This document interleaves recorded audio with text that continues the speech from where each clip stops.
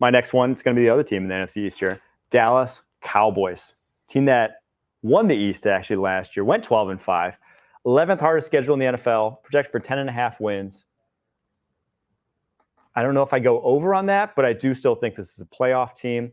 But they did have some key losses. Tyron Smith, Tyler Biadasz, starting left tackle, starting center, respectively, replacing them with rookies in Tyler Guyton and Cooper Beebe, first and third rounders, respectively. Dorrance Armstrong out the door to Washington, one of their rotational pass rushers, getting replaced by Marshawn Nealon. Their draft and free agency really lined up in terms of who they lost and where they went early on in the draft. They covered their butt pretty well. They covered their bases for sure. So, yeah, those are probably, anytime you're replacing proven vets with rookies, you're looking at downgrades. My burning question has to be Dak Prescott with no Tyron. He's a different animal, and you saw it the last 3 years. Tyron, 21 and 23, 2021, 2023, fully healthy, pass protecting at an elite level, 2 best seasons of Dak Prescott's career. 2022, Tyron hurt, banged up. When he is on the field, not playing well whatsoever. Dak's maybe worst season of his past handful of years, 23 touchdowns, 15 picks in only 12 games, 2,860 yards and a 91.1 passer rating. Passer rating the other 2 years, 105.9 and 104.2. That's a lot to ask Tyler Guyton to completely replace what we saw from Tyron Smith. I just don't think this offense is the same. Because of how much it relies on that drop back game and how good Dak is in that regard. But he's good because he had time to be good. And I'm not sure he does that, Tyron. One thing I know about quarterbacks, they remember interceptions they threw, they remember touchdowns they threw, they remember the big hits that they were given by defensive linemen, and they remember who their favorite protectors were.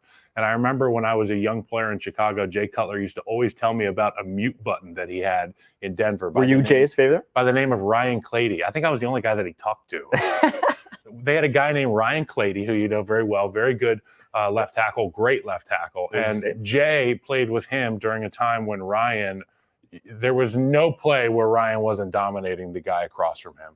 And they take extreme comfort in that. It allows them to be the ballers that they are at quarterback. And for Dak Prescott, he had a baller like that, maybe even better, in Tyron Smith for the entirety of his career. And the games where he wasn't out there, he didn't play well.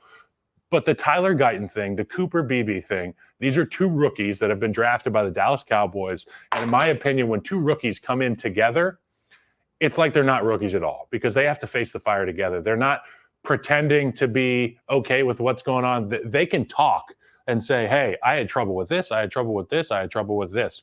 Where did you feel strongly? Okay, let's work together. Next thing you know, you got 2 guys that are playing like year 3 guys. We could be seeing stars in the making in Dallas. No pun intended. I think that these 2 draft picks are really good, and I think Dak will be just fine. It won't be the same as Tyron. They will find a way to scheme up some of these one-on-one blocks that Tyron used to get. Maybe they'll get a chip on the way out for Tyler Guyton. And they do still have that mute button at right guard in Zach Martin. Maybe the best guard tandem in the NFL now with Tyler Smith and what he looked like. I'm so jealous of Zach Martin's career.